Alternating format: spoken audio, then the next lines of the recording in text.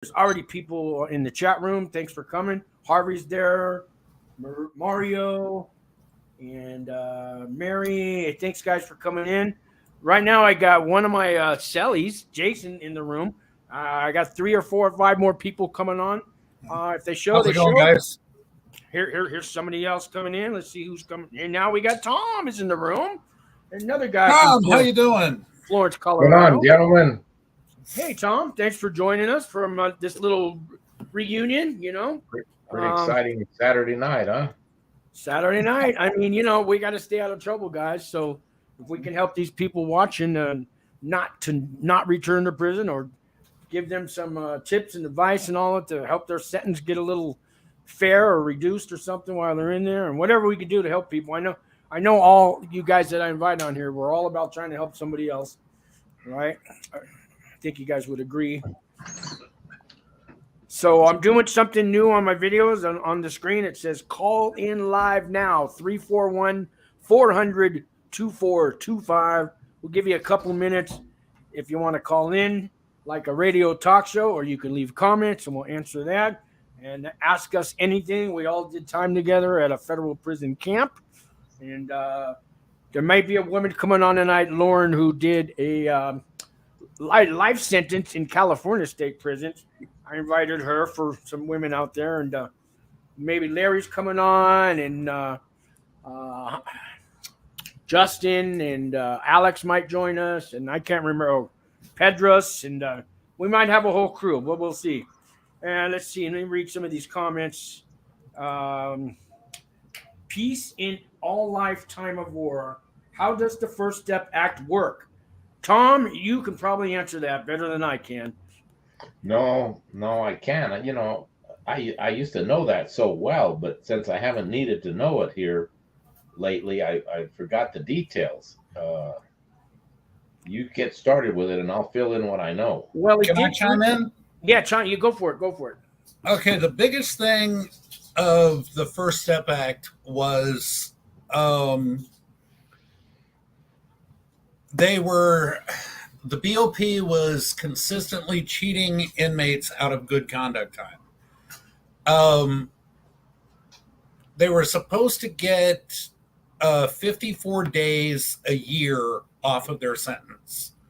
However, the BOP did this crazy math where they said, but wait a second, they're not serving those 54 days, so why should they get good conduct time for those 54 days?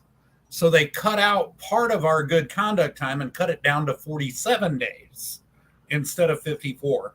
So the biggest thing that the First Step Act did was it put those extra 7 days back in. And over the course of a 10-year sentence, 7 days a year adds up. It does. Yeah, that's a couple months for somebody, and a couple months out of prison early is a big deal.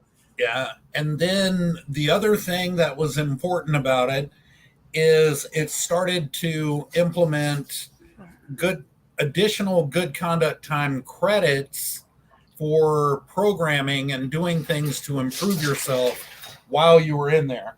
Now, none of us got to actually witness that in action.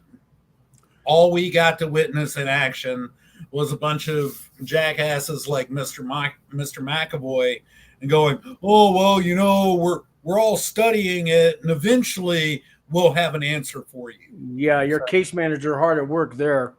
Hey, listen, I got a few people that came on the room, and I want to, but we'll talk more about that. But I always like to give props to everybody.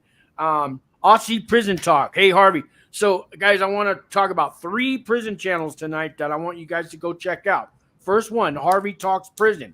Harvey did 29 years in Missouri State prisons, and he's got a great story to tell you. He's helping people. Aussie Prison Talk started a new channel. He's new.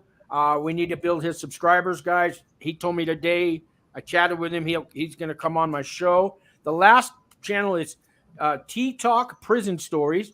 A lady named Angie who just got out of federal prison, and she started the channel. She's got a few videos.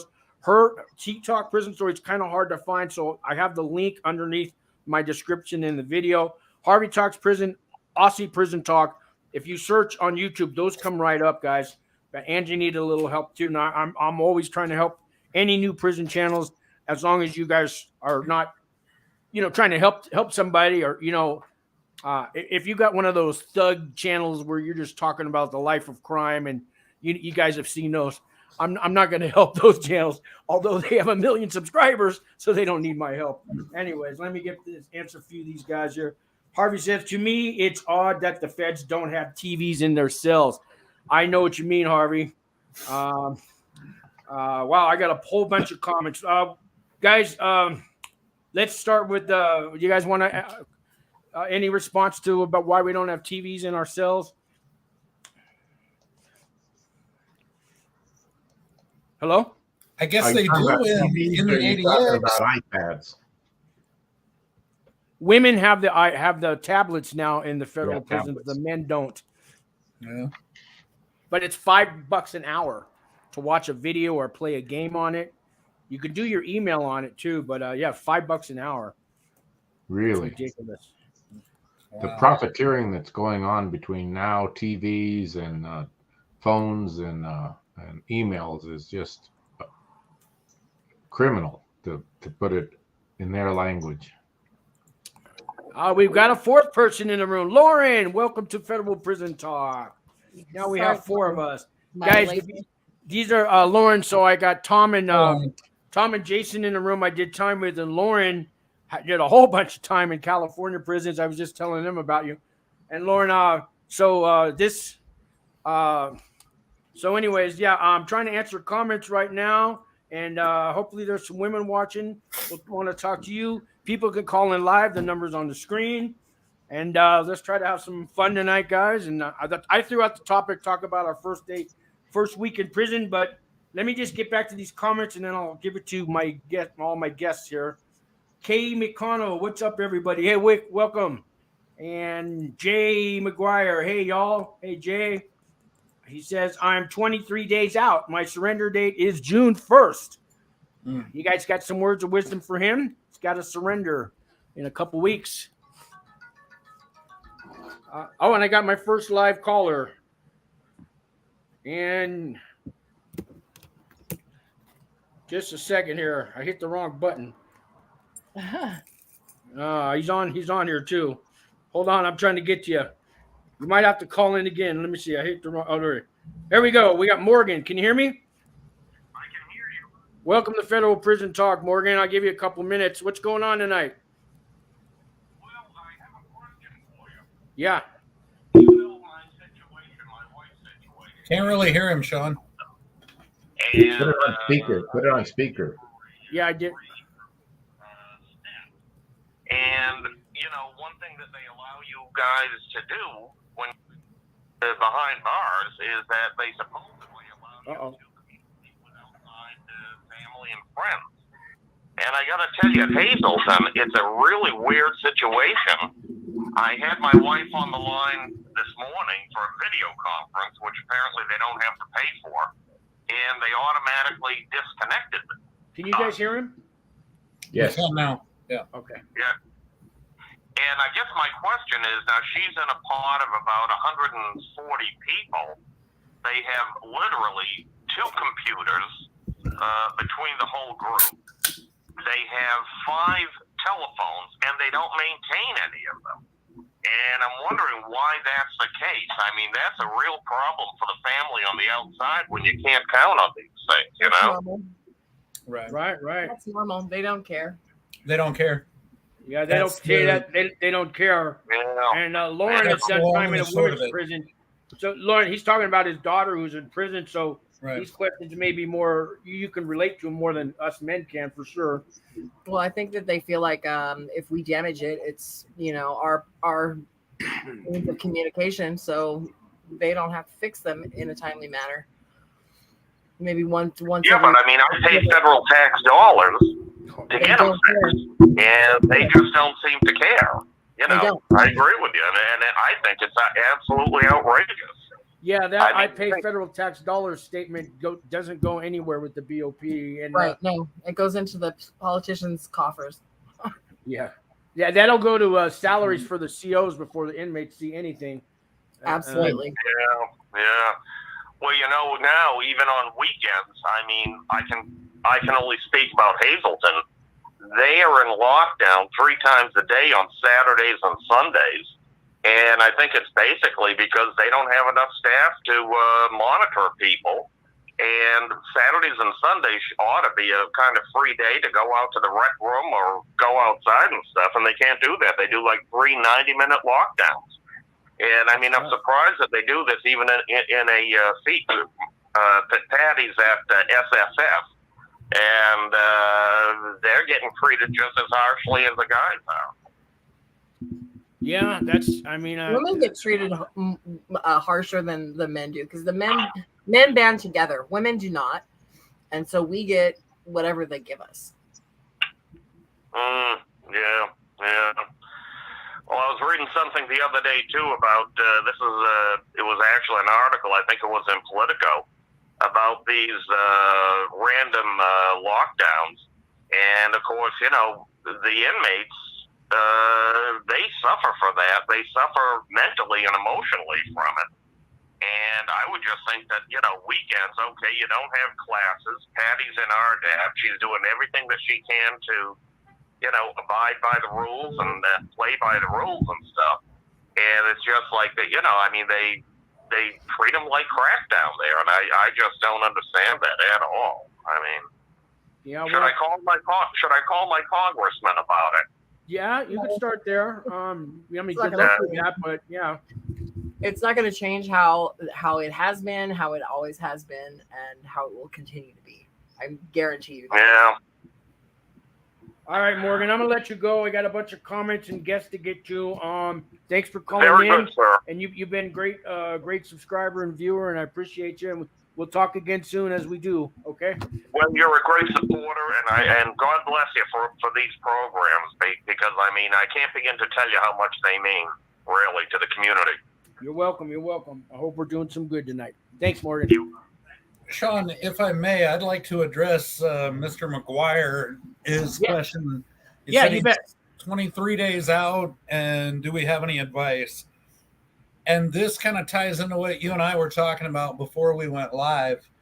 My best piece of advice, and it took me the best part of my sentence to figure this out, really, is the guy who speaks the loudest about inmates being together and everything like that is the guy you trust the least.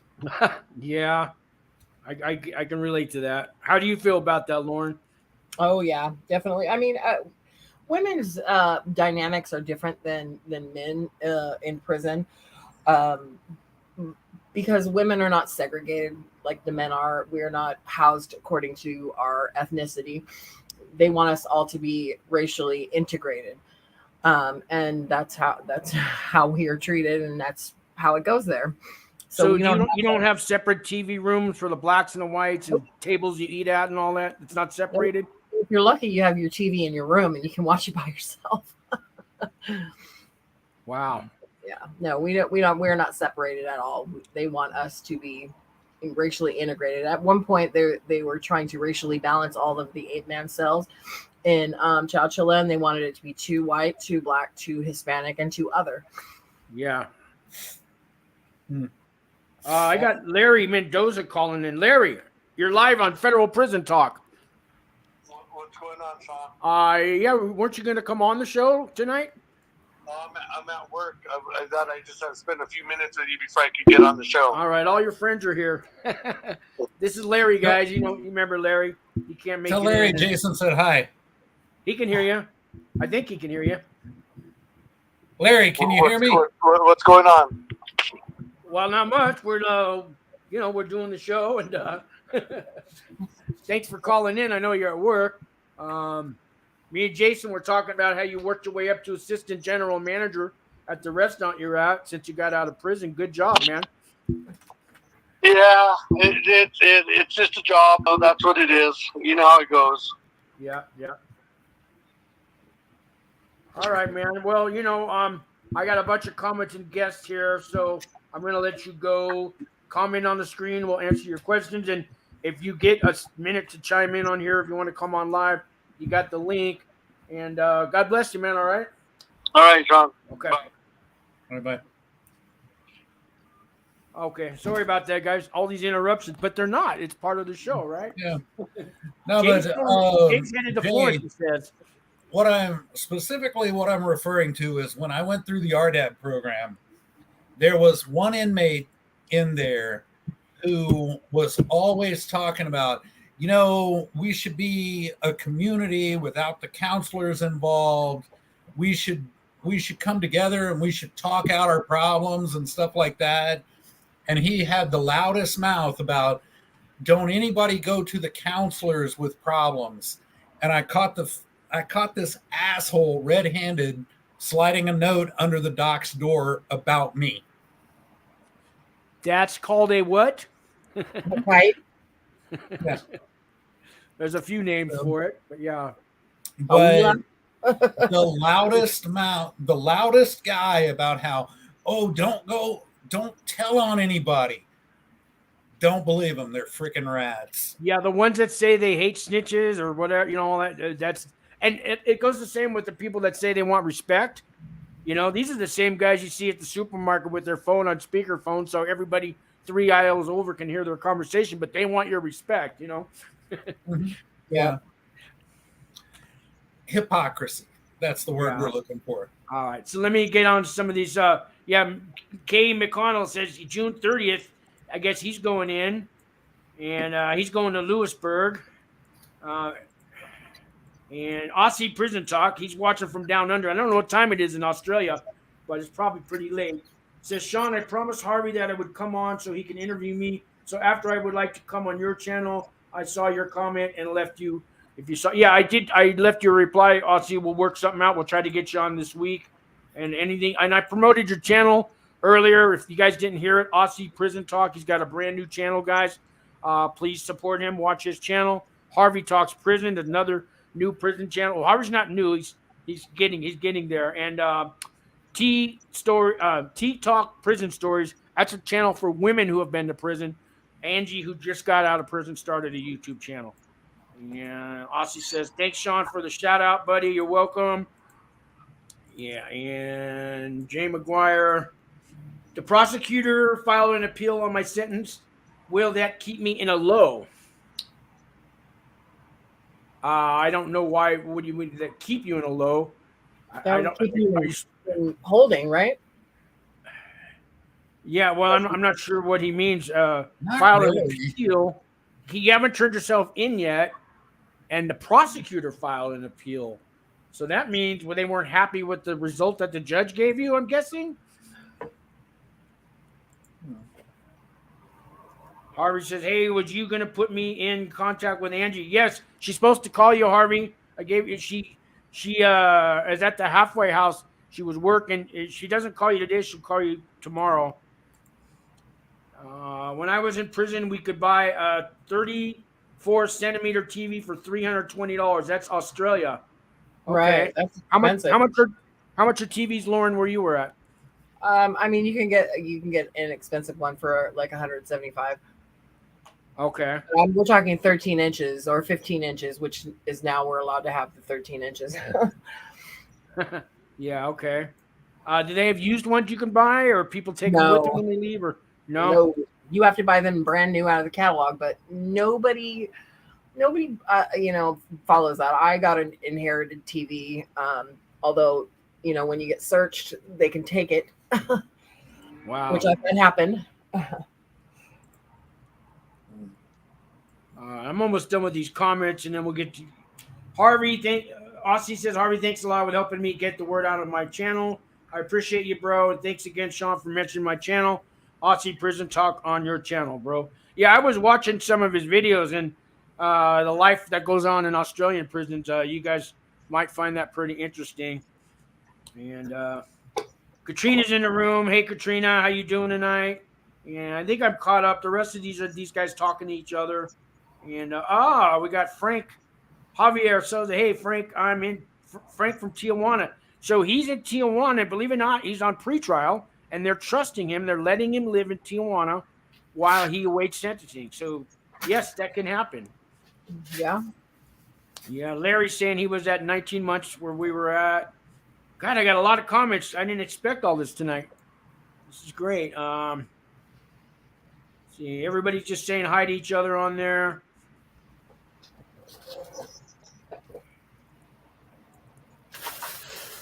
And that's a terrible question to ask, Katrina.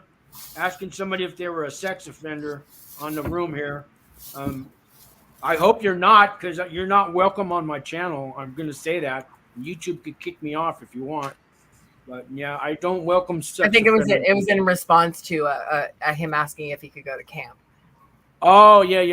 Oh, Yeah, okay. okay. All right. Yeah, don't get me started. That's a whole nother video. And last time I almost lost it, and I'm just waiting for YouTube to shut me down. But I was telling Jason, I can go to Truth Social now, or Rumble, or one of those other ones. Twitter now too. I can go to. They're letting people back. All right. So what's up with all of you guys, Tom, Jason, Lauren? I'm gonna shut up and let you guys. Well, let's talk about that gentleman who has 23 days till he gets to the gate. All right.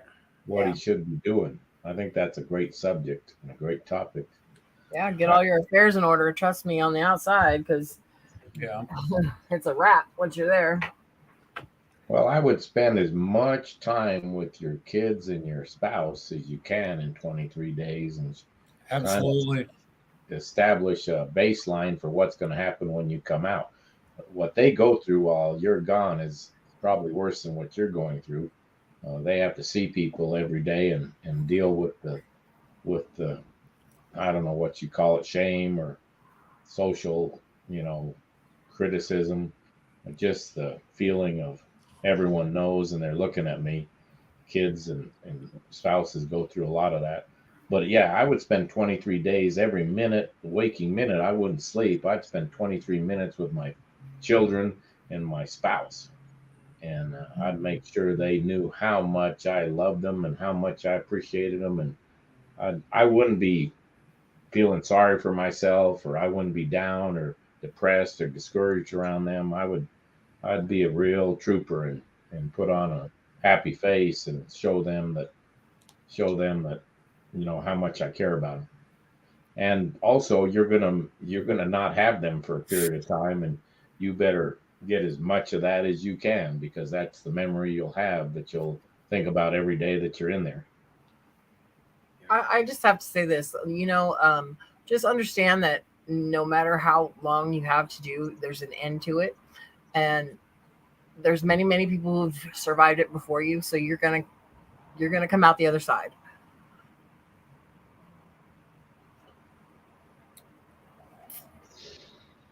And you can come out better. You can come out better than you are when you went in. I mean, you sure can, but you got to work. You got to work on yourself, your body, your mind, your spirit, and God. That'll put all those 4 things together and work hard on them. You come out a better person. Yeah, you go in there and work every.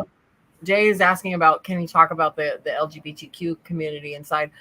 For women, it's not taboo at all. I don't know about in the men's prison, but it's all about getting a girlfriend when you get to prison, in women's prison. Yeah, I don't have a problem with them. I mean, I hung out with a few gay guys. Remember, Jason? We were just talking about Garrett and all those guys. Yeah, I don't have a problem with that community. It's just the child molesters I have. Yeah. And Jay, even in the men's, at least in the lows in the camps, you won't have a problem. There'll be plenty. There's enough LGBTQ people there. You'll be fine. Before I made it to the camp, I was actually at a low in Ohio, and at that point, that was when I left, there were 18 transgenders on the compound walking around. They had their own commissary where they could buy Venus razors and they could buy sports bras and stuff like that in a men's prison. So that's a subject, Lauren, we were talking about now, the trans women getting women pregnant, right, Lauren? Do we want to go there tonight or not? I mean, this is a subject that's very touchy for me, because I have a lot of friends who are still in prison. But in California, they have passed a law that says that if you identify as transgender, you can be housed with the gender that you you know, that you are. That you identify as. Yes. So, but it doesn't work for women. Women can't say I'm a man and go to a man's prison. Men who are in prison for crimes against women are saying that they're transgendered and being housed with women, and they're victimizing women there. And it's appalling. Of course they are. And it's just a very, very tense subject for us right now. So, you know, I think I have no problem. I grew up, I lived with drag queens, and my best friend was a gay prostitute. I have no problem with people who are genuinely transgendered, but these men are using this loophole to be housed with more victims. Yeah, two women got pregnant in, I think, Virginia or Pennsylvania from one trans woman. It was in the news last week, right? Yeah. Hey, I got a quick joke for you guys. I've been watching the news. Casey White and Vicky White. She's the CO that they're on the run right now. She helped them escape and stuff. Are you guys familiar with that case? And both of their last names are White, but there's no relation. So she was a correctional officer, helped them escape. They're on the run. And I think that the only reason they got away with it is because they had white privilege. Their last name's White. Get it? Just thought I'd throw a wrench in there. I'm going to get back to some of these comments. Aussie from Aussie Prison Talk. Yes, definitely spend as much time with your family while you can. Katrina, Aussie, what do you mean pull up? I'm not sure where that one. I missed something here. Jay says, oh yeah, we already read that. Let's see. Aussie, I always try to get the word out there to the youth to stay away from drugs in prison. That's a good one. It's a good idea. Katrina said, Jay, I've been told you will be fined because nobody wants a hate crime charge. Can they charge you for a hate crime while you're in prison, guys? Against a person who's gay or transgendered? Yes. Yeah. See, I haven't been to the Lowe's, but I heard there's problems there sometimes. Yeah. Elderly crime as well. Yes. Really? At the Low, if anyone assaults a sex offender, and in the course of assaulting them, they call them pedophile or chomo or anything like that, they'll get a hate crime and get sentenced to 7 years. Yep. Yeah, they used to call them Chesters. I was joking at work the other day. When did it change from Chester to chomo? We were guessing 1972. Chester the molester. That's what it's Chester the molester, yeah. Yeah. Chomo. Yeah. All right. Here's a question. Is it possible to go on home confinement instead of a halfway house if you have a job lined up? Those questions are asked every day in prison, aren't they, guys? Yes, they are. And Please. Yeah. it all comes down to the halfway house. Once you get to the halfway house, they are the ones who decide if you go on home confinement or not. But there's no advantage for them to send you to home confinement because they get paid every day you're there for that bed. Yep. Right. So, Actually, the halfway house has stopped charging 25% now, guys, because of the pandemic, I think. Yeah, it's free now. I know that they stopped during the pandemic because I got out in February of 2020, and then the pandemic, the BOP actually implemented pandemic rules and stuff on, I think, March 5th.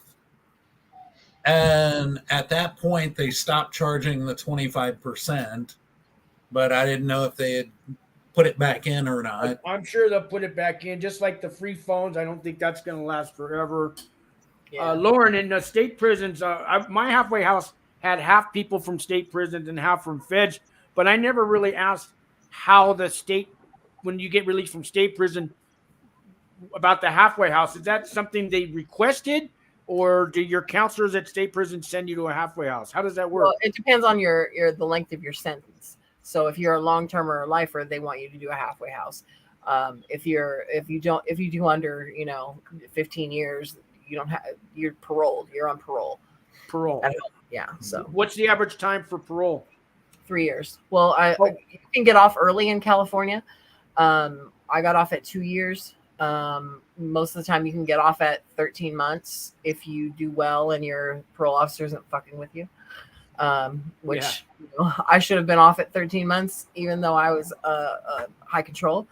But they fucked with me. So Sure. Yeah. What about after parole or after probation? Do they still kind of keep tabs on us? Does anybody know? How does that?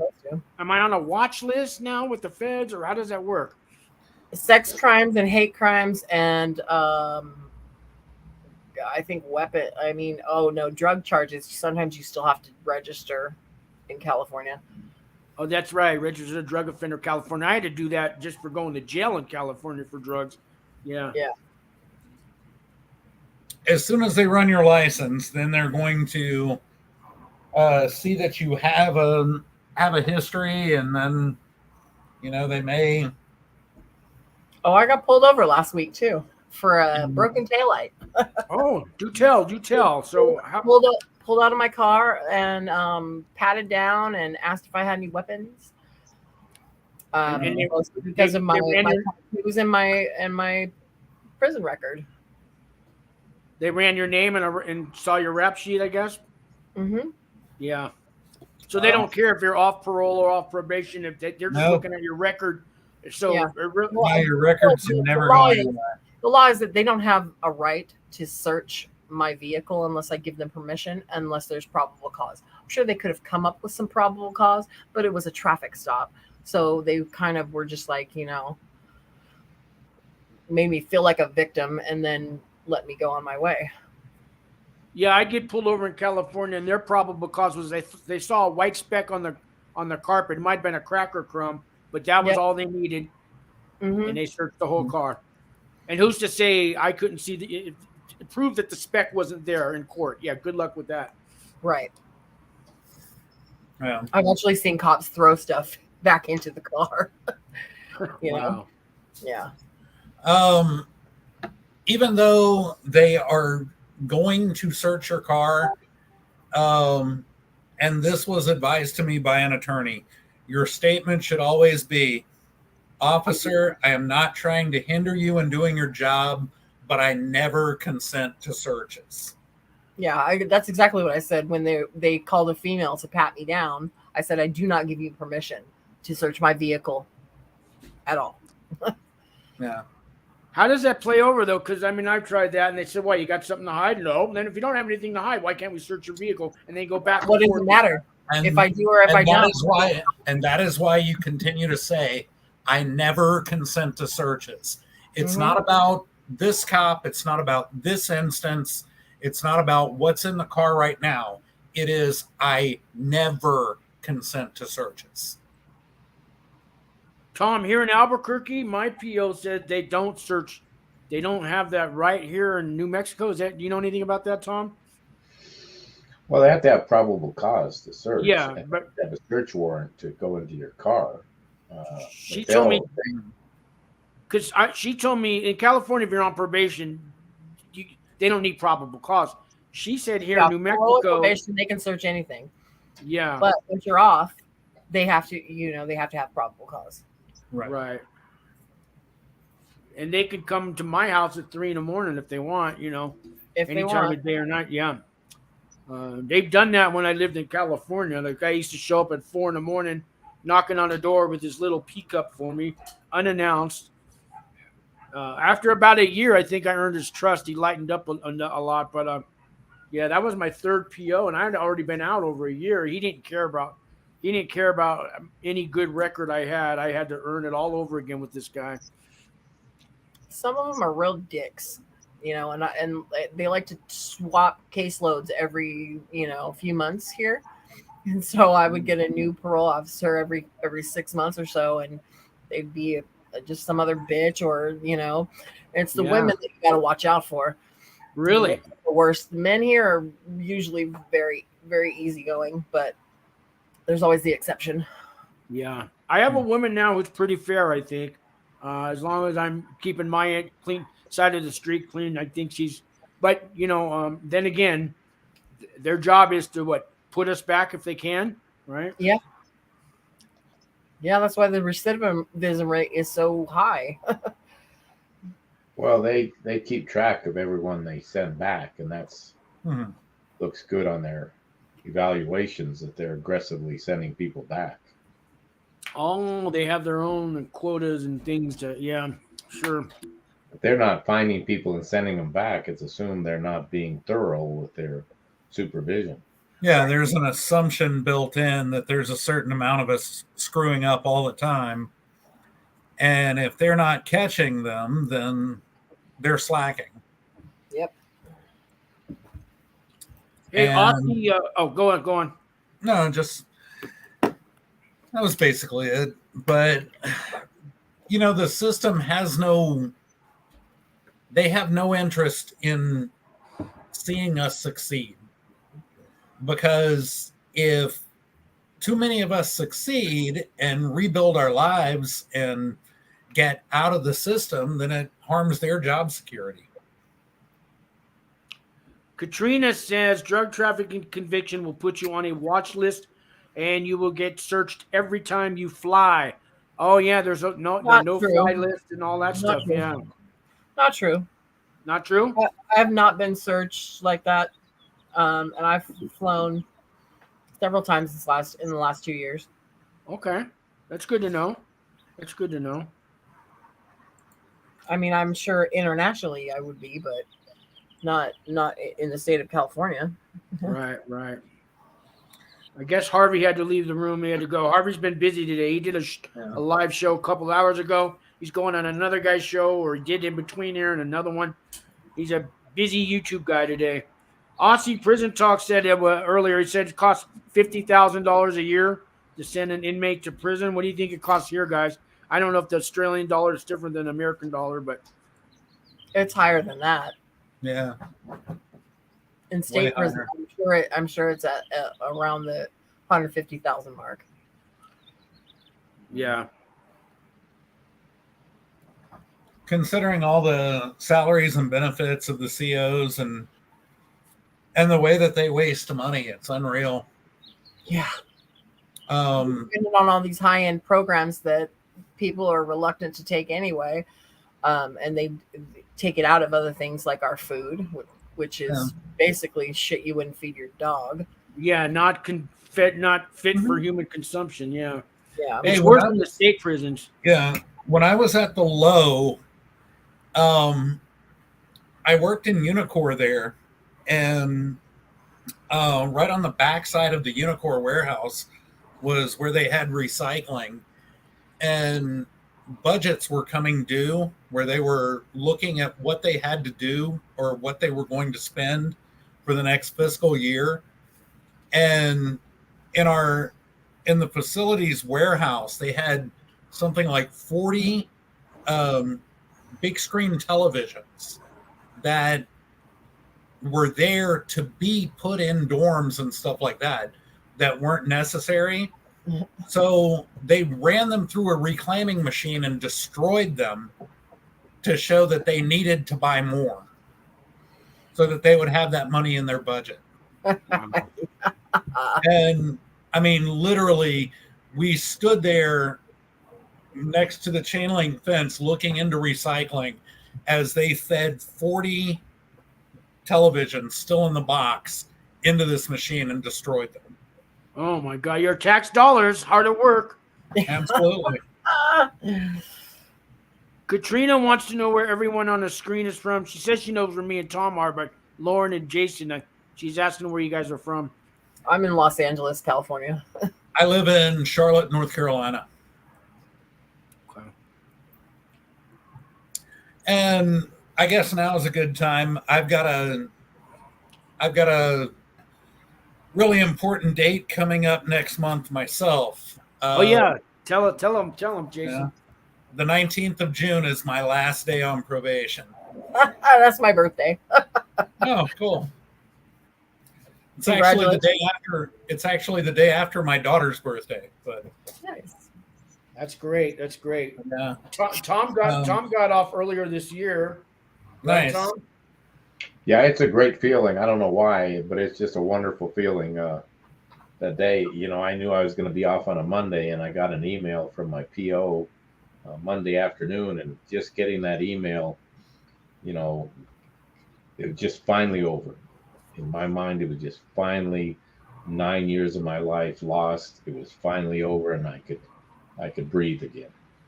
So, Congratulations, Tom. Yeah. Congrats. It's a nice. I've got one more report, and then I'm done. Nice. At least you have a finite date. Here, it's just kind of like they'll tell you, I was supposed to be off a year ago in December, and it got stretched out until I didn't get off till New Year's Eve this last week. How do they stretch it out? How can they do that? Well, because I didn't go on max date. Our max dates are 3 years from the day we parole. Oh, okay. So they kind of just tell you, oh, well, we'll put you up in November for discharge, and I'll let you know what happens. So you never know. I didn't find out I was supposed to be let off in November, and then again the next November, and I didn't hear from my parole officer about it until New Year's Eve. Wow. Yeah. Well, in the And he feds, texted me, hey, just thought I'd let you know you're off. I still haven't gotten my discharge card. Katrina's asking if that's state probation. Yeah, I think state parole, No, right? parole, Not state parole. probation. Yeah, parole is different than probation. Yeah. Probation is usually for people coming out of jails in California, and parole's a prison, right? Am I right? Okay. I have December 23rd is my Christmas present. That's the day I get off. My 3 years are done. So Nice. 7 months, 18 days, I think. I'm counting. Katrina's asking if that's state probation. All right. Okay. Hey, let's see here. Where are we at? Anybody want to talk about their first day in prison? What that's going to be like for some of these guys getting ready to go in? And Lauren, maybe talk about what it's like. It's got to be different for a woman going in there that first week.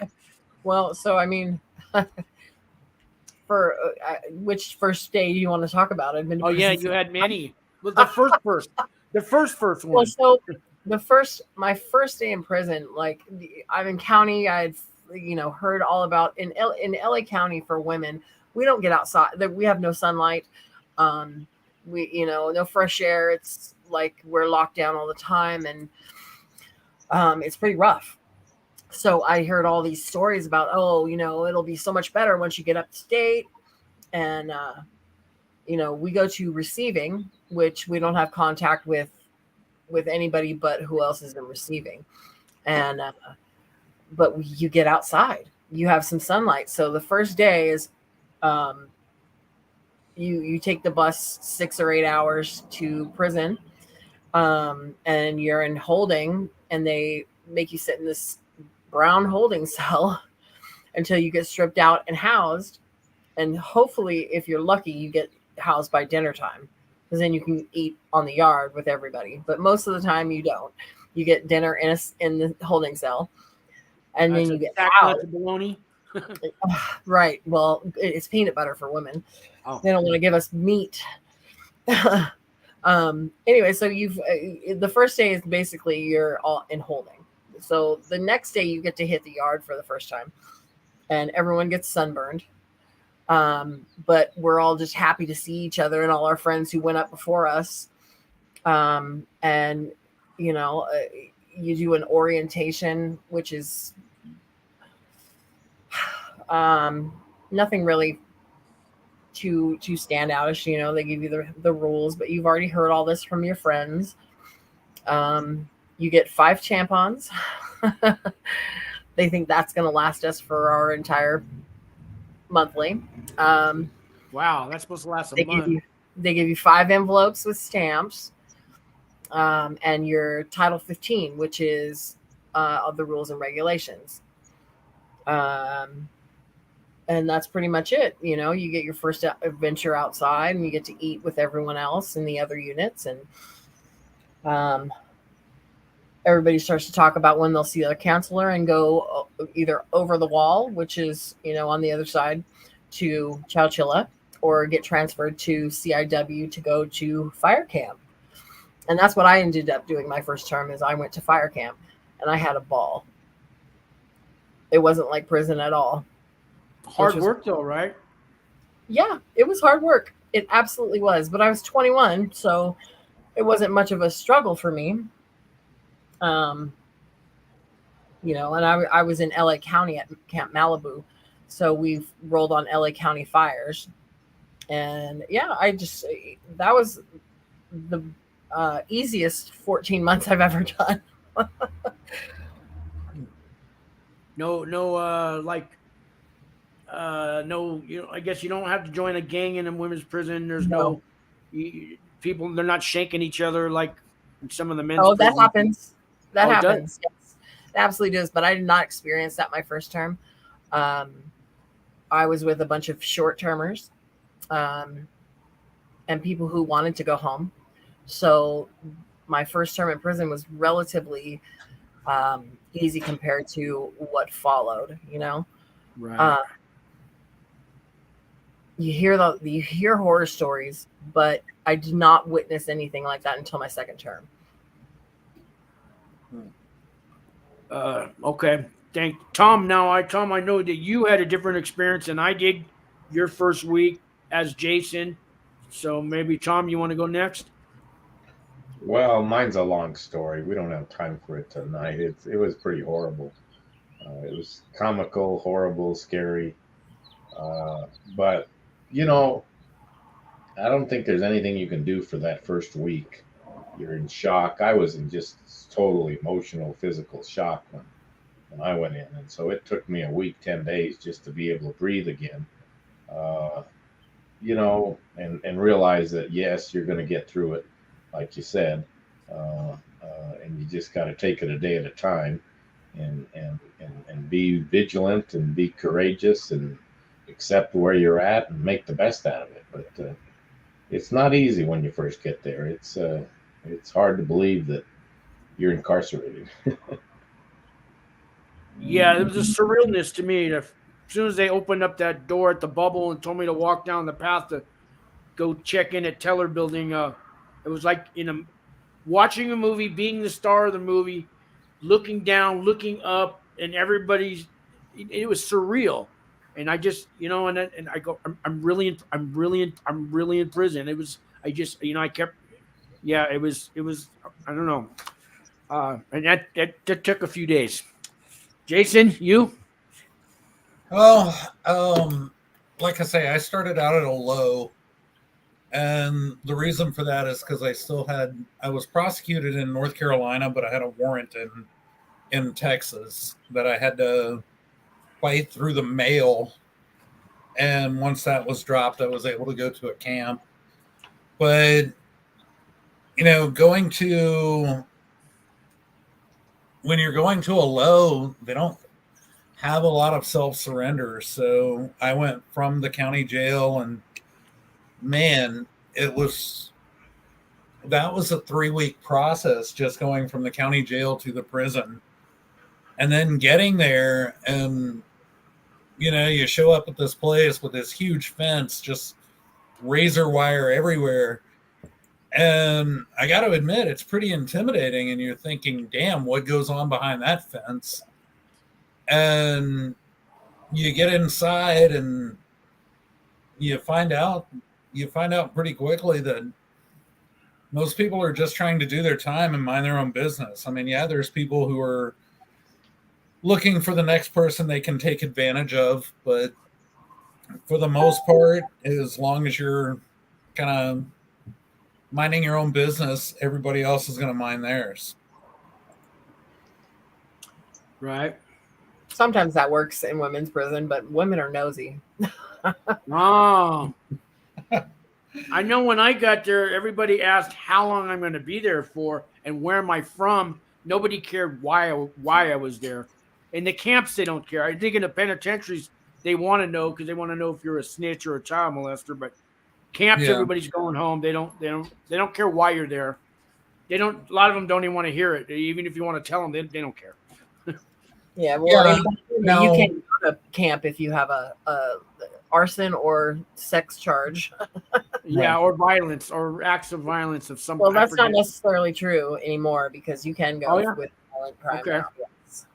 Oh, It just all right. depends on it. I mean, people do kind of want to know. I mean, okay, basically, they're going to ask you what you're about right away, and then you got to kind of find out where to sit in the chow hall because, and this is again at a low because there's a certain area. There's a certain area where sex offenders sit, and then everything else is segregated by race. So you have to make sure that you're not sitting in the wrong area because that will get you in trouble. I got a caller coming in, Katrina, who's on the screen. Hey, Katrina, you're on Federal Prison Talk Live. I know you've been leaving those comments. I was trying to get to them. How you doing? Oh, it's gonna be a great Mother's Day. Because I know it's my last one without my son, and him and he's finally on the move again.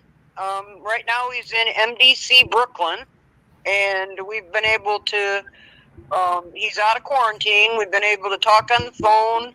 We've been able to email back and forth, and we've had some long emails today. And I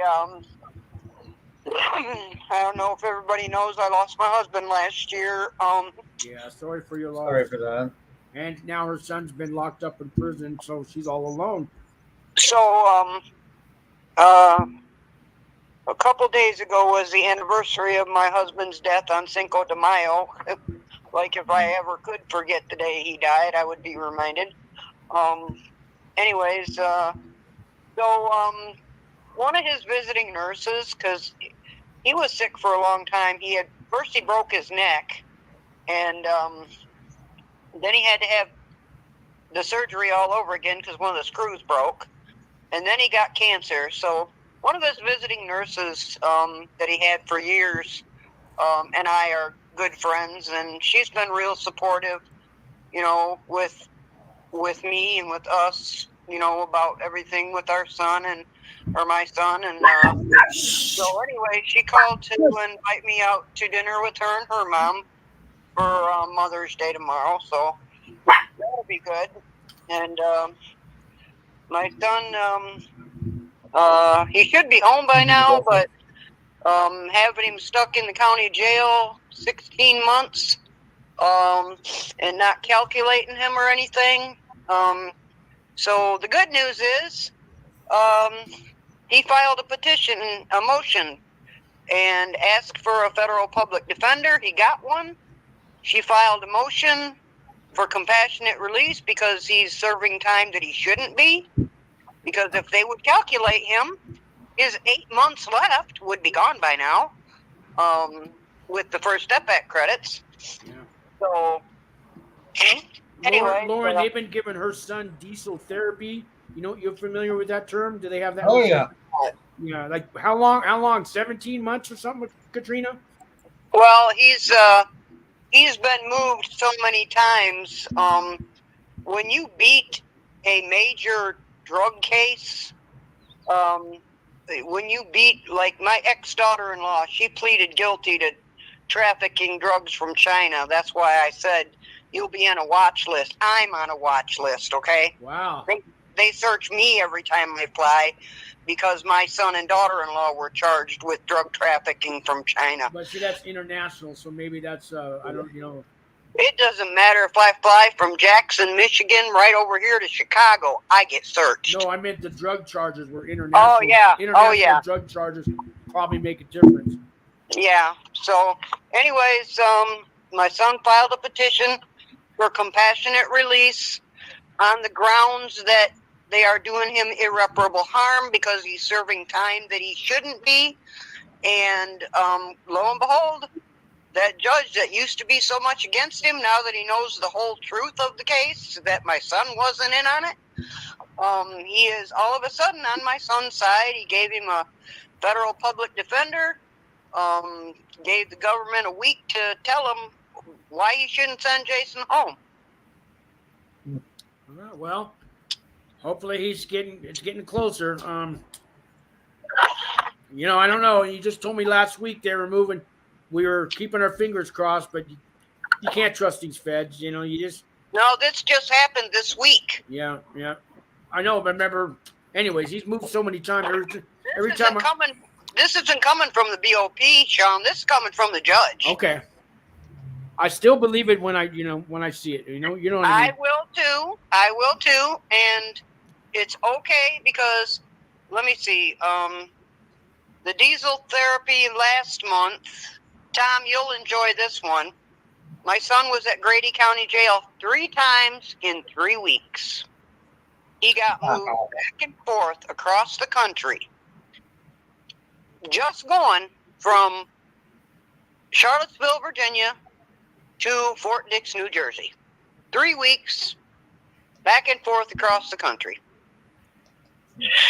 So this time, he is right now in MDC Brooklyn with what's that guy's name? Jazzy J or JZ or something? Yeah, he's in there, and Ghislaine Maxwell is in there, and yeah, that's where he's at. And anyways, what they he's on his way to a camp. Hopefully it'll be a quicker trip than has been in the past. Of course, he doesn't know where he's going yet. They told him it was a camp in the Midwest. Wow. Okay. Well, that could be anywhere. Yeah, that could be anywhere. And I mean, he's sitting in New York, but they'll probably send him back through Oklahoma City again. Here we go again. I know. I'm so sorry for everything you've been going through, Katrina, and your husband passing away and your son. He'll be home within 8 months, no matter what. So I'm gonna let you go, Katrina. I got a feeling I got a gift from my husband, because the anniversary of the day he died was the day that federal public defender called me and said, "I've been assigned to your son's case. He filed a petition and the judge ordered that we help him with it." And so, yeah, that was, I think things are going to get a lot brighter from here on out, but that's okay. I mean, All right. Well, unlike what they tried to do to Tom, they ain't going to keep my son forever. Yeah, I'm going to ask Tom about that in a minute. So I'm going to let you go for now, and you have a great night, and thanks for watching. Yeah, Tom, you want to... Sean. Yeah. I've about run into my time limit. I got to go, that's buddy. Right. Yeah, I know you got to go. Jason, any last words for people out there before you go? No, good luck to you guys. And I'm sorry, was it Lauren? Yes. Like Lauren said earlier, remember there is an end date, and just try not to think about how long you're going to be there. Think about getting each day done by itself, for itself, and try to do some little thing. Try to find some little bit of positivity in every day that you possibly can. Good advice. Thanks again, Jason. I appreciate you coming on here. You're welcome. Have a great night there. And, Good to see you, Jason. Talk to you soon. Likewise, Tom. All right. I don't know how much longer you guys can stay on here. It's been an hour, and it's up to you guys if you want to keep talking or want to call it a wrap. I'll let you guys decide. I actually need to take off as well. I have other plans. No problem. I appreciate your time, and I hope somebody got some kind of message out there from anything that you said, Lauren. And I got some women that run some organizations out here that I'm going to try to hook you up with women in leadership. And they're going to reach out to you, and maybe you guys can work something. I know you live in LA; they're here, but they're branching out, and maybe we can get something going for you as far as some kind of some kind of maybe employment or something. Yeah, that would be fantastic because I am in between jobs. I know. And Mary, who I work with, really loved the video she saw me and you did, and she wants to help. And Wings for Life is always expanding too. So we'll see hopefully we can work something out and maybe help get you some help on your side. Okay. Thank you. I appreciate it. You're welcome. You're welcome. 'Cause I know you're doing good things. When you get time to talk about the women that you pick up when they get paroled out of prison, you're there to pick them up and help them out and all that stuff. But we'll do another show. Okay. Okay. All It was right. very nice to see you all, and Good to nice see to meet you. you. Bye-bye. And I will see you. I'll talk to you soon. You bet. Okay. Bye. All right, Tom, it's me and you. So I don't know if you want to wrap this up or you want to talk about that Grundy County Jail for a minute, or Grady County Jail. Horrible place, right? I'm confused about the Grady County Jail. How do I relate to that? So it's next, I guess Oklahoma City shut down and they sent everybody to Grady County Jail, which is Oklahoma City County Jail, I think. I don't know Maybe anything Katrina, about I guess maybe she thought you were there during your transport. No? Okay. No, I wasn't. I guess she thought you would know something about it. I know you went to Oklahoma City though, right? No. No? Oh, I okay. surrendered right to Florence. So She's got you, she's got you confused with Pedros. Yeah. He was gonna come on here. That's right, you did self-surrender. All right. But it was a good evening, Sean. I think you did a fabulous job as usual. Oh, thank you very You much. got a lot of response from a lot of people. So good job. Yeah, so guys, I'll put a little plug. Me and Tom are working on helping some guys out with little pretrial assistance too. Well, I don't know if we should say it yet, Tom, but we're working on helping you out with some character reference letters and personal narratives and getting some programs and video coaching before you go to the judge on sentencing day and stuff like that. And me and Tom are going to do a little get something on the side, dealing with that, because these prison consultants are out there charging you guys $10,000 and $20,000, and we know you don't have it. So we want to come up with an alternative. And if you are getting ready to go to federal prison, you can give me a call and we can talk to me and Tom, and we'll help you through this. And we're not after $10,000 like these other guys. Or you can call them, and I won't mention any names, but I don't want to get started on that end. But I'll just leave it at that. Tom, you want to add anything to what I said? No, I really have a sore spot for any profiteering that goes on in the justice system, and those consultants that do that profiteering. Well, we're going to try to offset that to some degree and try to help people. We're going to do it the right way. The right way, yeah. Humanistic way, the heartfelt way. Good. Katrina says she thought you had mentioned it. She says, sorry, Tom. Yeah, I think that she got you mixed up with Chris Pedros, and he was going to come on here, but he'll be on again. Tom, yeah, I guess we'll call it a night. It's been an hour. I'll let you, final words from you, Tom. Well, just God bless to all of you. What an interesting life we've led. I'm pretty sure we're all so much better off than we were when this ordeal started. We're a lot smarter. We're a lot wiser. We're a lot more humanistic. There's a silver lining to this. It's a tough road to go down, but in the end, you learn a lot about yourself and you get to design your whole future life from scratch, and that's a great thing. Okay. Well, thank you very much, Tom, for those words. And you all have a blessed night. God bless you all. And if you don't have a God, may you find one now. And I'll see you in the next video, guys. Thanks a lot. Thank you all. All righty. Thanks, Tom. Chris is coming in the room here. I'm gonna add him real quick. Hey, Chris. Yeah. I'm just closing up shop, but I'm going to give you a few words. I saw you just came in. I thought you said you were going to start at 7 o'clock. Yeah, it's 8 o'clock now. Oh, your time, not my time. Not your time, yeah. Hey, Chris, how you doing? How you Hey, been? good, Tom. Good to see you. I don't see you, though. I don't know where you're at. I mean, I can hear you, but I can't see you. I don't think your camera's on. My camera's on.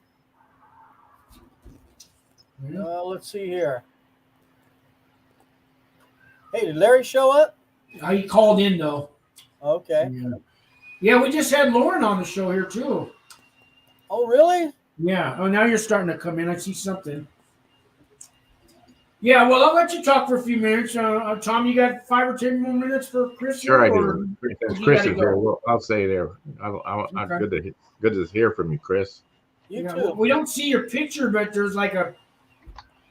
I guess your Well, I camera's don't not working. understand what that's all about. Let me. You want me Your to go mic, out and come back in? maybe your mic's working.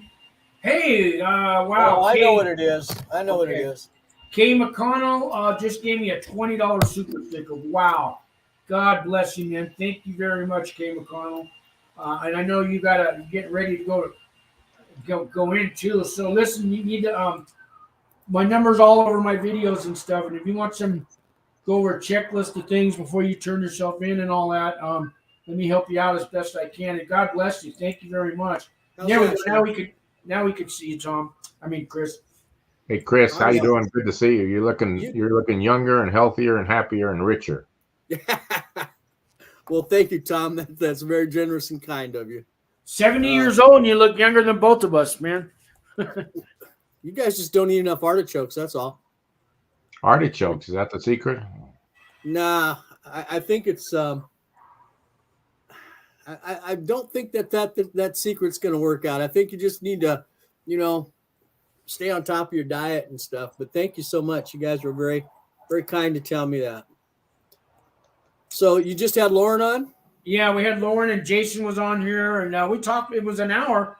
I thought you when I put Mountain Time down there, You may have. I just probably didn't really pay attention to it. Yeah, I thought maybe if you were in this, because guys, if you don't know, I don't know. I don't want to give them your personal, but I thought if you knew Lauren was on, that you would be on. Oh no, not a problem. Tom, you look so relaxed today. I don't know what to think of myself. Well, it's Saturday, and I did some manual labor today. I didn't do any business work, so Okay. Thank Tomorrow. you, Kay. tomorrow's Sunday. Well, what I did here was I cooked dinner for Lauren and her mother, and then I kind of sat down for a minute and I actually fell asleep. So I didn't get in until 9:30 this morning. I was I had a lot of driving last night. I did I think it ended up at 585 miles last night. Wow, why are you driving so much? It's what I'm doing for a living, Tom. I know it's so out of character, but I'm driving a truck and I actually like it. Wow, I have a friend who started doing that about 9 months ago. I'm sorry, say again? I have a friend who started that about Oh. 6 or 9 months ago, and she's been driving. I'll tell you, it's it's something I said I was going to do when I was in, and I planned for that when I got out, and then I made it happen after getting the training I needed. But regardless, it's there's nobody there. It's just me and in the cab, and that's it. Wow. We keep talking about this person, Lauren. You saw her on the line. She's my roommate. Yeah, I didn't want to say that without I know, Sean. That's why I didn't say anything. But you got to wonder, how does he know her? Well, it's a small prison world sometimes. Hey, there's That's a guy true. in the room, Chris K. McConnell. He's turning himself in soon. I think, Kay, did you say you're going to Florence? And I think he's got it by the end of the month. So you got Kay. Did you say you're going to Florence? Let me know. But maybe you guys can, Kay, you can ask these guys some questions about what it's going to be like when you get there. Okay. You guys have any advice for him? He's self-surrendering. What's his name again? Kay McConnell. Cabe?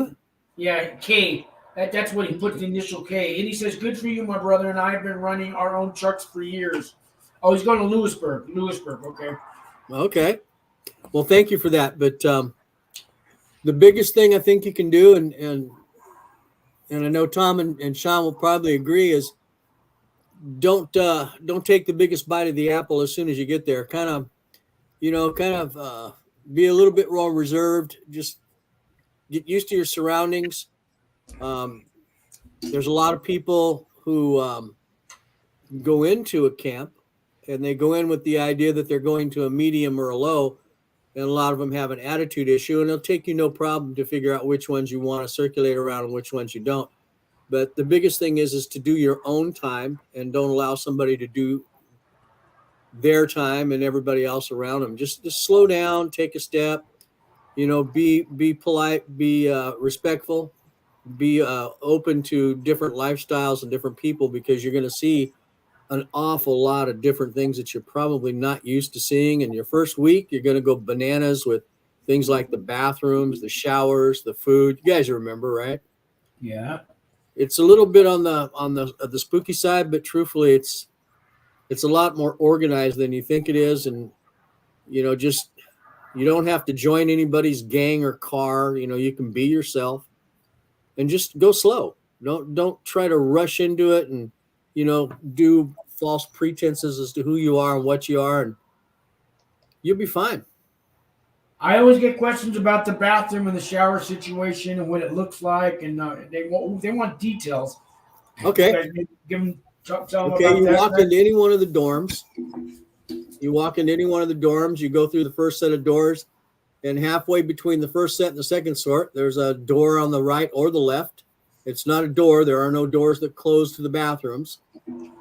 Just the dorm rooms themselves, and the stall has a door. Don't let them. I don't want you. Yeah, I'll get to that part, but I won't freak you out on that. But you walk in there, and to the right, if you're in a right-handed dorm, to the right, there's a room with sinks and toilets. To the left, there's another part of the room. In other words, the room split in half, and that has showers, sinks, and mirrors.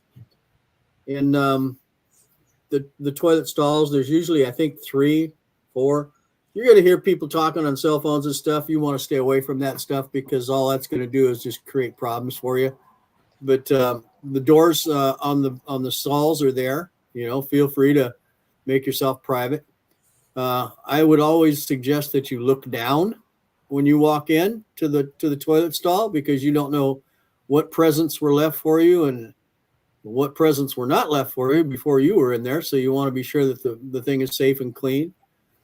Showers, each of them have like a halfway up beginning door. It covers up to just about the top of your shoulders. So this much of you, waist down and top of your shoulders, is not visible. They're a swinging door. They don't lock, or they don't have a little slide lock on them. So it's a swinging door. So, you have some privacy. You're not going to have a problem with that. Again, sometimes people will leave their things in the shower. So be mindful of that. Just take them out and put them on the countertop, and they'll come back for them. You want to try not to disturb too many things that are left behind, because there's always going to be the one guy. And the population of prisons seems to be getting younger in the camp side. There's always going to be one guy who's going to accuse you of trying to take something or steal something.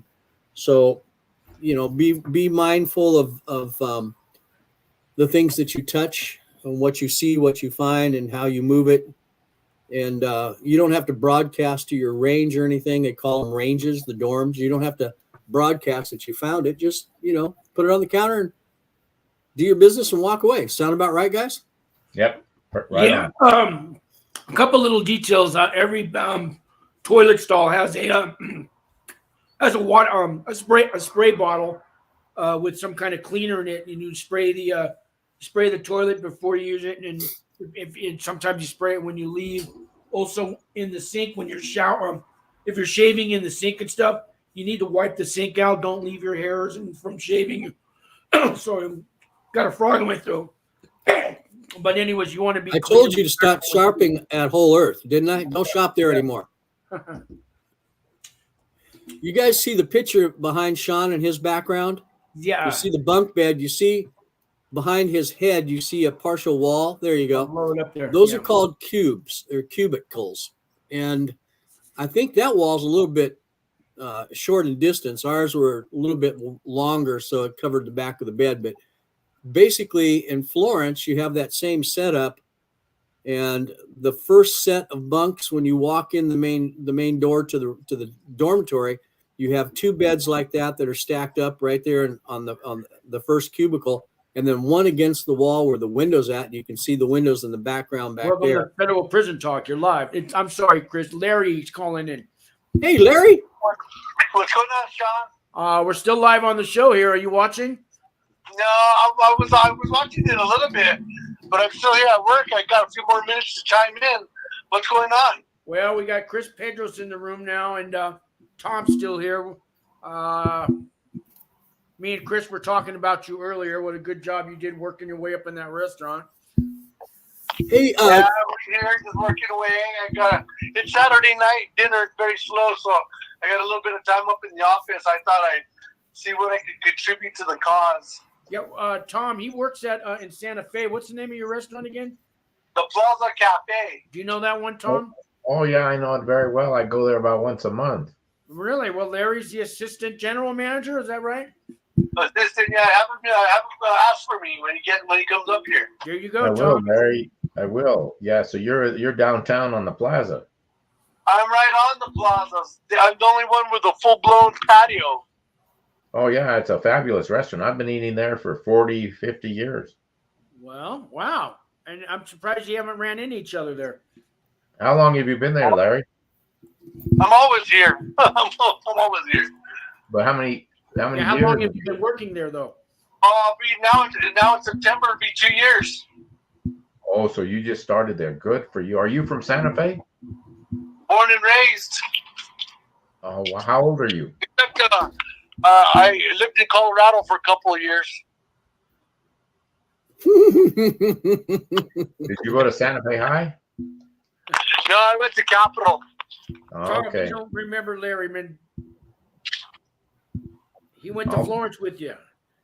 I'm gonna see him. I'll see him, and I'll go to Yeah. the plaza. Remember I had that little band going? I think he had left before we got our little rock band going.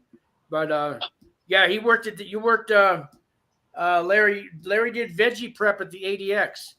Yeah, I did. That job sucked. I did that, and I worked at the boiler room. That job sucked too. Yeah, the boiler room. And then I finally got a good job towards the end.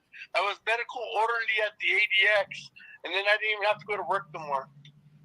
Yeah, Tom was education at the ADX for a minute there, right? About 18 months. Yeah. Oh, that's more than a minute. Yeah. Tom, who was that other guy that was with you in there? He was kind of tall, slender. You remember him? Mike Chernock? No. No. He used to marvel at the crossword puzzles they give to Hey, yeah, is Pedro's on there? Yeah, he's on there too. Yeah, Larry. He's been listening to you. Oh my God! I'm gonna try and find the link so I can see him. What's up, Pedros? Not a hell of a lot, Larry. You told me you were going to work 2 jobs. I'm and gonna 2. give you a hard time only because you know what? You're a good guy. I liked you, even though I always gave you shit. Thank you. You told me that when you got out, you were going to go to work in a restaurant, and then you were going to get another restaurant, and you were going to work 2 jobs, 2 restaurants, and that's all that you were going to do. And look And at you how know far what? you've. That's all I've been doing because the wife divorced me, and now I gotta pay. That's all I do now. Pay for What? child support. I wasn't going to ask you about I that. work for my kids now. Well, I wasn't going to Hey, ask you about Pedro, that. We had a do lot me of a favor. conversations. Give me your phone number. Not over the air. Yeah, I'll send it to you, Sean Larry. can Alright, give it to yeah. you. I'll Yeah, give get it from. Hold on. I'm trying to chime into the damn thing. I'm up in the office. I'm actually tucked away in the office. Got a few Sean, if you minutes want to to give just Larry kinda my number, go ahead. say hi, I see will what's up. later tonight. Yeah. Okay. All right, Larry. I'm gonna let you go now. I'll track you down, Larry. I thought you said you had to go. No, I was just trying to chime in. Oh, okay. So, Larry, how does it feel washing dishes for somebody else now and not the prison system? I'm sorry, what? I said, how does it feel washing dishes for somebody else and not the prison system? Oh, I don't wash dishes. Come on, every manager in every restaurant everywhere in the world washes a dish. You know what? It's just a different monster. But the good news is, every time I kind of like look at the crappy. I mean, I'm blessed. I got a good job, and they take good care of me. But at the end of the day, a bad day at work is still better than a great day in prison, because it sucked. It does. You're right. I'm very, very pleased with you. I'm very happy for you. You did exactly what you said you're going to do. I'm glad that you kept your head above water. You're one of the craziest sons of bitches I ever met in my life. You make me laugh every time I saw you. I remember walking by the phones and having a lot of fun with you while we were trying to talk on the phone, but I'm glad things are working out for you. You're a good person. Yeah, you know what? I always tell people that little timeout that God gave me out there was kind of a blessing in disguise, because it had me, just kind of changing away my thoughts and whatnot. I'm in a better position than I was before I went in, and I'm thankful for that. And I got a lot of good people like you and Sean, and I still talk to a few other guys on the back end over here, and they're pretty cool. All right. Yeah, I was trying to get Justin on tonight, but I do see your comments, guys, on the side there, and I want to get to them because some of them are kind of interesting. But Larry, any last words? Because I'm gonna let you go. Any last words for people out there? Don't forget. You know what? Just for all those guys that are heading in there, man. Yeah, there's 2 or 3 of them on here right now that got to turn themselves in at the end of the month. Just kind of do the right thing in there, man, because it's easy to go in there and have more time. Stay away from cell phones, and you know what I mean, and just do the right thing. There you go. Stay away from cell phones. You guys keep hearing us. Hey, I say that all the time. After you get off the show, give me Chris's information. Yeah. Good luck, you guys. You bet. Thanks all right, again, Larry. Good to hear from you. You take care of yourself. God bless you. All right. So Well, that was fun, Sean. Thank you. Yeah.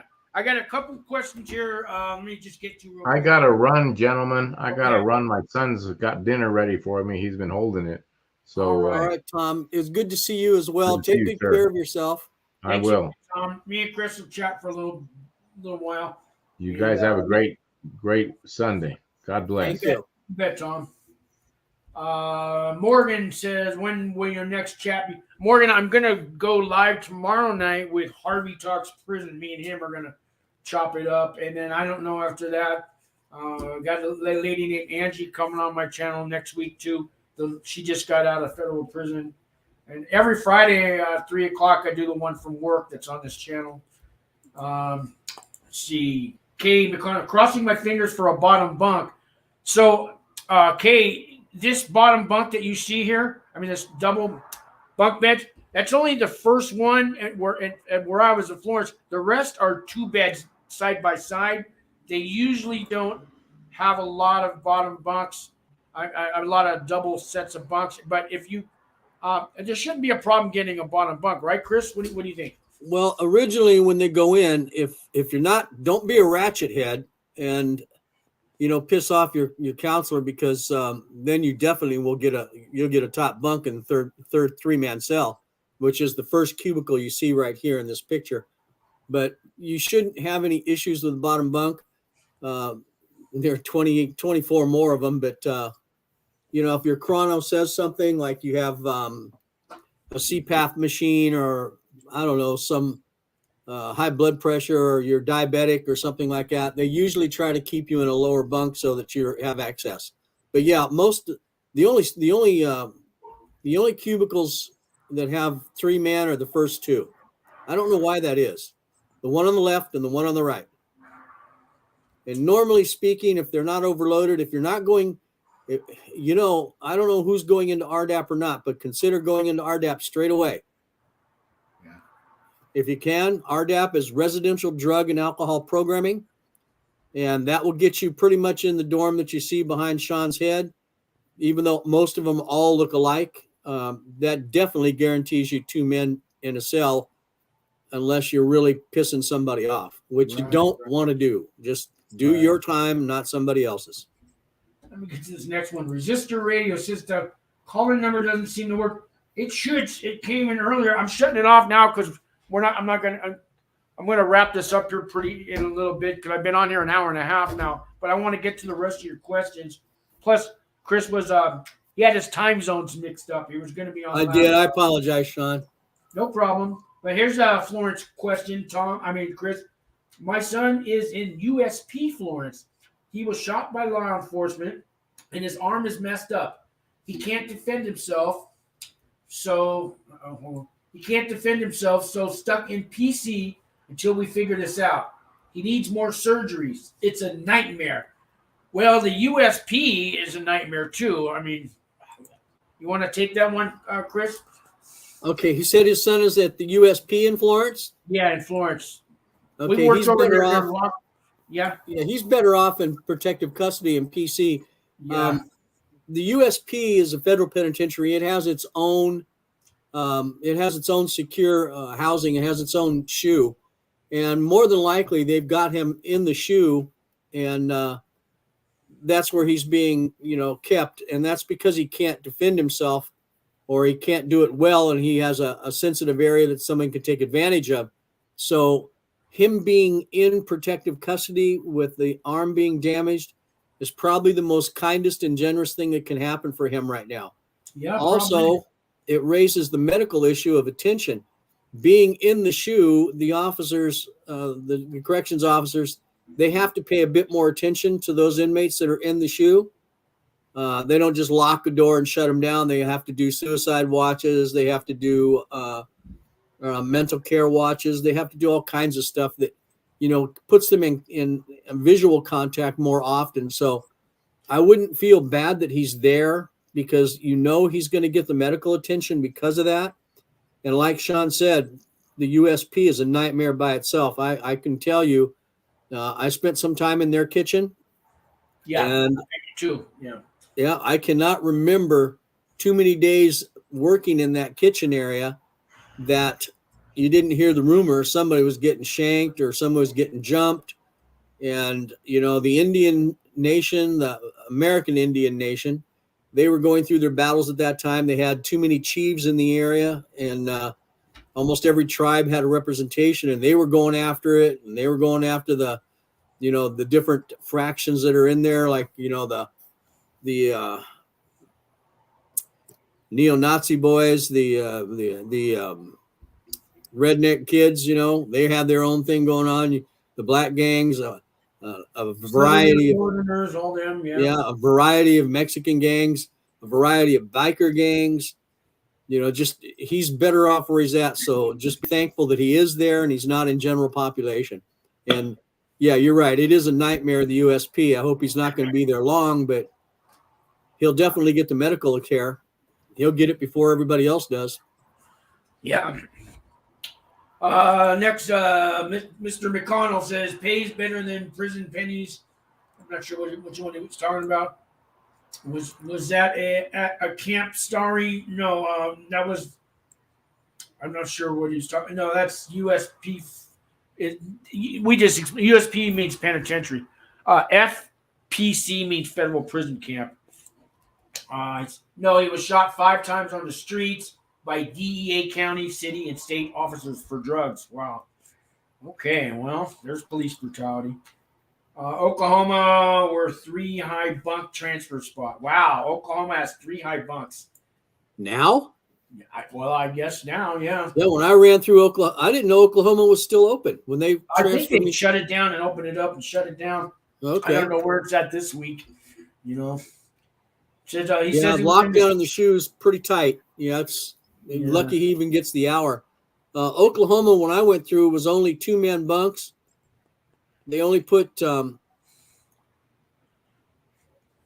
to remember, there was only 2 persons to a room when I went through. Oh yeah, so they were rooms.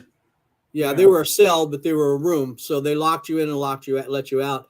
I'm sorry to hear about that, the fellow at the USP, but like I said, he's better off there than he is, because those guys are ruthless. I mean, if they see an angle that they can take advantage of, they will. He's saying they only get a 15-minute phone call once a month. That's wow. Yeah, that's pretty tight. Yeah. The Cardinal says, hopefully I will run into some truck drivers around the camp. The truckers can tell trucking stories for hours, right? Oh, by all means they can. And you most definitely will run across some truckers. There's no ifs, ands, or buts. There are a lot of guys in there that are at the camp first time down because of transport issues. They were transporting somebody, something. Yeah, somebody or something. Yeah. A lot of mules in there. So, and they were, when I was there with Sean, they were giving us Grady County nasty. Yeah, we were talking about that earlier. You weren't on, but I knew you knew about that place. Yeah, Grady County nasty as hell. That's part of the diesel therapy run. But at the camp, they were giving CDL pre classes. So you could, if you weren't into trucking, you could take that pre class, and it would be basically the same thing as studying for a school on the outside. You got to run, McConnell. So, like I said, give me a call before you turn yourself in. We'll go over some checklists and stuff, whatever I can do to help you out. Last one here, just a big room with 3 high bunks. Okay. Chris, I think I'm going to wrap it up. I've been on here an hour and a half. Yeah, that's fine, Sean. Yeah. I joined you late, and that's my bad, but at least I came. No, thank you, and we'll do it again. That would have been nice. We would have had 5 people on the screen, but we had 4. We'll do it again. I like these little reunion things. And that was nice talking with Larry. And you guys who are still out there and you're still getting ready to go in, just like Larry said, don't get involved in anybody else's crap.